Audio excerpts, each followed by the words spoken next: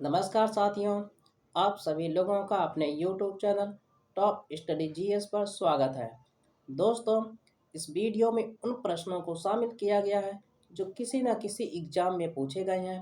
Friends, अगर आप किसी भी एग्ज़ाम की तैयारी कर रहे हैं तो यकीन मानिए यह वीडियो आपके लिए हेल्पफुल होने वाला है। तो दोस्तों, चलिए वीडियो की शुरुआत करते हैं। आज का हमारा पहला प्रश्न है, बाबर का शासनकाल कब से कब तक रहा था? तो दोस्तों, इसका राइट आंसर होगा ऑप्शन नंबर ए, 1526 ईस्वी से 1530 ईस्वी तक। दोस्तों, बाबर का जन्म 1483 ईस्वी में फरगना में हुआ था और बाबर की मृत्यु 1530 ईस्वी में हुई थी।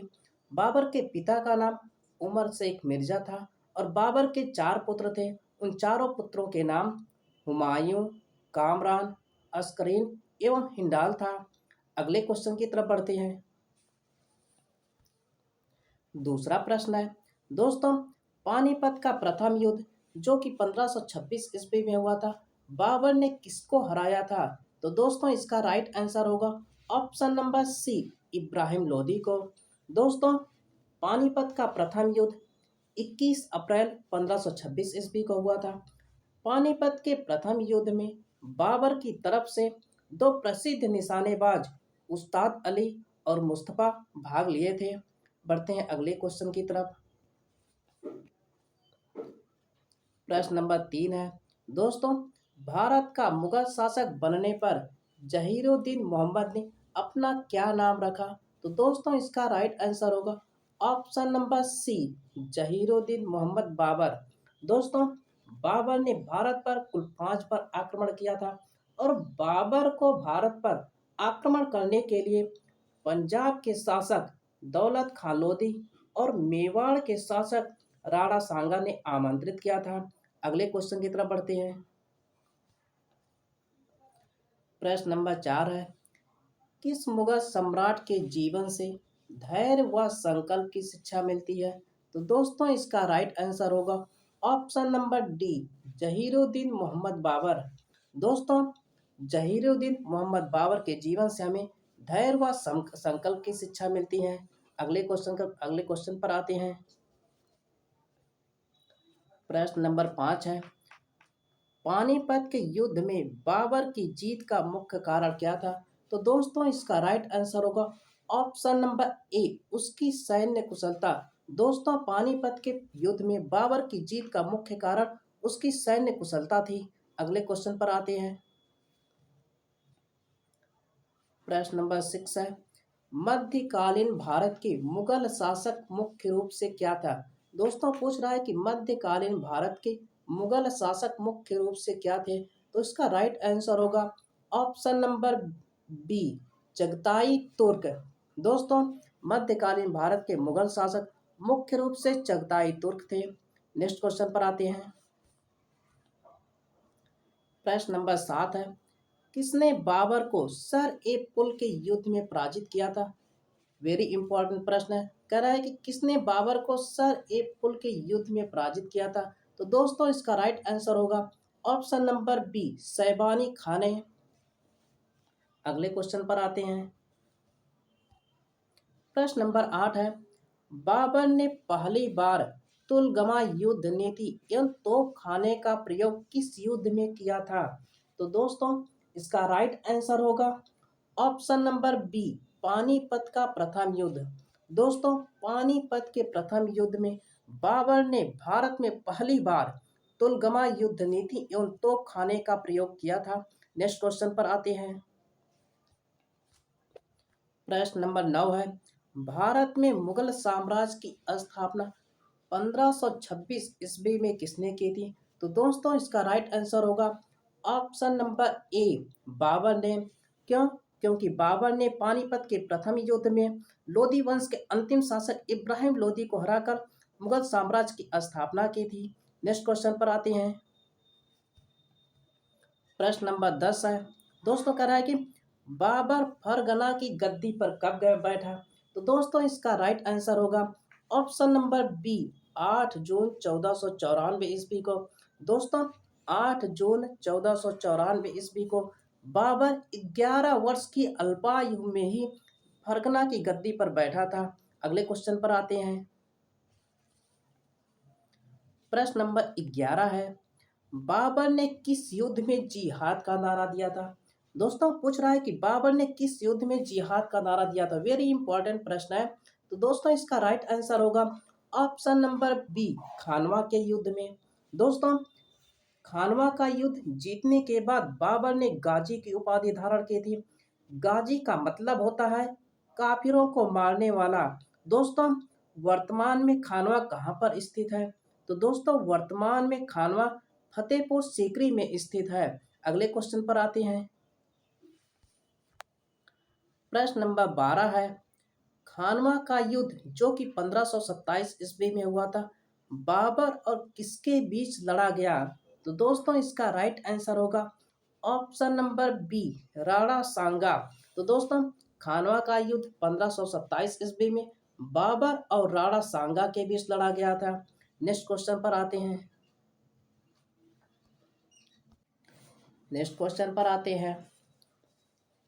प्रश्न नंबर 13 है, किस शासक ने शाहरुख नामक चांदी का सिक्का चलाया था? वेरी इंपॉर्टेंट क्वेश्चन है। किस शासक ने शाहरुख नामक चांदी का सिक्का चलाया था? तो दोस्तों इसका राइट आंसर होगा ऑप्शन नंबर सी, बाबर ने। दोस्तों यदि वीडियो आपको पसंद आ रहा हो तो प्लीज इसको लाइक और सब्सक्राइब कर लीजिए। बढ़ते हैं नेक्स्ट क्वेश्चन की तरफ। प्रश्न नंबर 14 है, आगरा में आराम बाग का निर्माण किसने कराया था? तो दोस्तों इसका राइट आंसर होगा ऑप्शन नंबर बी, बाबर ने। दोस्तों आगरा में आराम बाग का निर्माण बाबर ने करवाया था। दोस्तों जब बाबर की मृत्यु हुई थी तो सबसे पहले बाबर को आगरा के आराम बाग में ही दफनाया गया था, लेकिन बाद में अंतिम रूप से उसको काबुल में दफनाया गया। बढ़ते हैं नेक्स्ट क्वेश्चन की तरफ। प्रश्न नंबर 15 है, बाबर के आक्रमण के समय मेवाड़ के शासक कौन थे? तो दोस्तों इसका राइट आंसर होगा ऑप्शन नंबर सी, राणा सांगा। बाबर के आक्रमण के समय मेवाड़ के शासक राणा सांगा थे। बढ़ते हैं नेक्स्ट क्वेश्चन की ओर। प्रश्न नंबर 16 है, मुगल दरबार की राजभाषा क्या थी? दोस्तों पूछ रहा है कि मुगल दरबार की राजभाषा क्या थी? तो दोस्तों इसका राइट आंसर होगा ऑप्शन नंबर सी, फारसी। मुगल दरबार की राजभाषा फारसी थी। अगले क्वेश्चन पर आते हैं। प्रश्न नंबर 17 है, दोस्तों बाबरनामा या इसको तुजुक ए बावरी कहते हैं का फारसी अनुवाद किसने किया था? तो दोस्तों इसका राइट आंसर होगा ऑप्शन नंबर डी, अब्दुल रहीम खान खाना ने। दोस्तों बाबरनामा या बाबर की आत्मकथा है, इसी को तुजुक ए बाबरी भी कहते हैं। इसको बाबर ने तुर्की भाषा में लिखा था, लेकिन इसको फारसी भाषा में अनुवाद किसने किया था? तो अब्दुल रहीम खान खाना ने। बढ़ते हैं अगले क्वेश्चन की तरफ। प्रश्न नंबर 18 है, किस मुगल शासक को उपवनों का राजकुमार और मालियों का मुकुट भी कहा जाता है? वेरी इंपॉर्टेंट क्वेश्चन है। कह रहा है कि किस मुगल शासक को उपवनों का राजकुमार और मालियों का मुकुट भी कहा जाता है? तो दोस्तों इसका राइट आंसर होगा ऑप्शन नंबर डी, बाबर को कहा जाता है। अगले क्वेश्चन पर आते हैं। प्रश्न नंबर 19 है, दोस्तों बाबर का जन्म 14 फरवरी 1483 ईस्वी को कहाँ हुआ था? तो दोस्तों इसका राइट आंसर होगा फरगना, जो कि उज्बेकिस्तान में है। यहाँ पर बाबर का जन्म हुआ था। अगले क्वेश्चन पर आते हैं।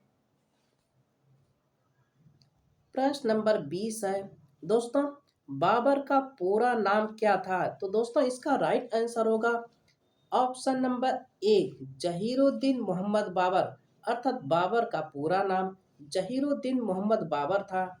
अगले क्वेश्चन पर आते हैं। प्रश्न नंबर 21 है, किस मुगल शासक को मुबैयान नामक पद शैली का जन्मदाता भी कहते हैं? दोस्तों वेरी इंपॉर्टेंट प्रश्न है। किस मुगल शासक को मुबैयान नामक पद शैली का जन्मदाता भी कहते हैं? तो दोस्तों इसका राइट आंसर होगा ऑप्शन नंबर ए, बाबर को कहा जाता है। अगले क्वेश्चन पर आते हैं। प्रश्न नंबर 22 है, दोस्तों बाबर ने भारत पर कितनी बार आक्रमण किया?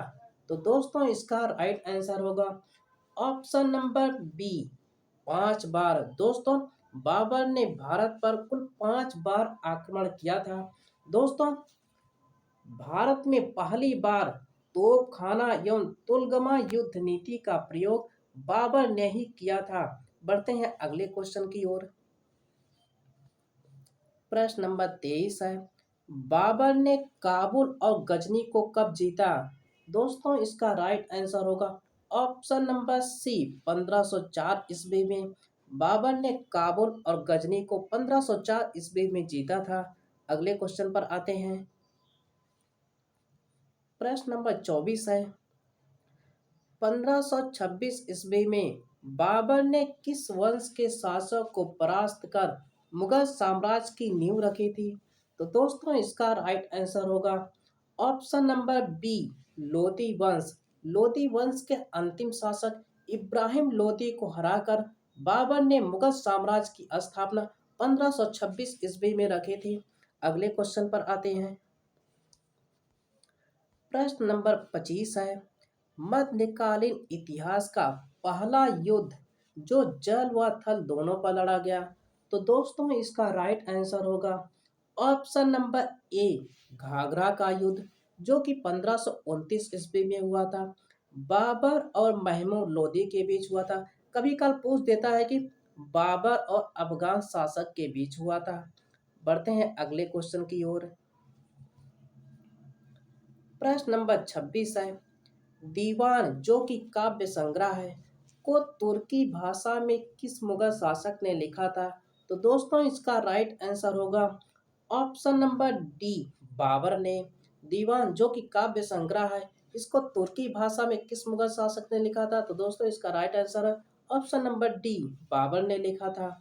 अगले क्वेश्चन पर आते हैं।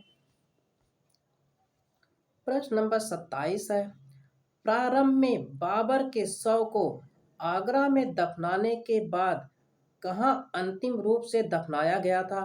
तो दोस्तों इसका राइट आंसर है ऑप्शन नंबर सी, काबुल में। दोस्तों बाबर की मृत्यु जब 1530 ईस्वी में हुई थी, इसको सबसे पहले आगरा के आराम बाग में दफनाया गया था। उसके बाद पुनः अर्थात अंतिम रूप से इसको काबुल में दफनाया गया था। अगले क्वेश्चन की ओर आते हैं। प्रश्न नंबर 28 है, किसने बाबर को सर ए पुल के युद्ध में पराजित किया था? तो दोस्तों इसका राइट आंसर होगा option number B, Shaibani Khan है। दोस्तों यदि वीडियो आपको पसंद आ रहा तो प्लीज़ इसको लाइक और सब्सक्राइब कर लीजिए। बढ़ते हैं अगले क्वेश्चन की ओर। दोस्तों मुगल दरबार की राजभाषा क्या थी? तो दोस्तों इसका राइट आंसर होगा ऑप्शन नंबर बी, फारसी। मुगल दरबार की राजभाषा फारसी थी। अगले क्वेश्चन पर आते हैं। दोस्तों अयोध्या स्थित बाबरी मस्जिद का निर्माण किसने कराया था? तो दोस्तों इसका राइट आंसर होगा ऑप्शन नंबर सी, मीर बकी ने। यह बाबर का सेनापति था। दोस्तों अयोध्या स्थित बाबरी मस्जिद का निर्माण मीर बकी ने करवाया था। यह बाबर का सेनापति था। दोस्तों यदि वीडियो आपको पसंद आया तो प्लीज़ इसको लाइक और सब्सक्राइब कर लीजिए। मिलते हैं नेक्स्ट वीडियो में। धन्यवाद दोस्तों।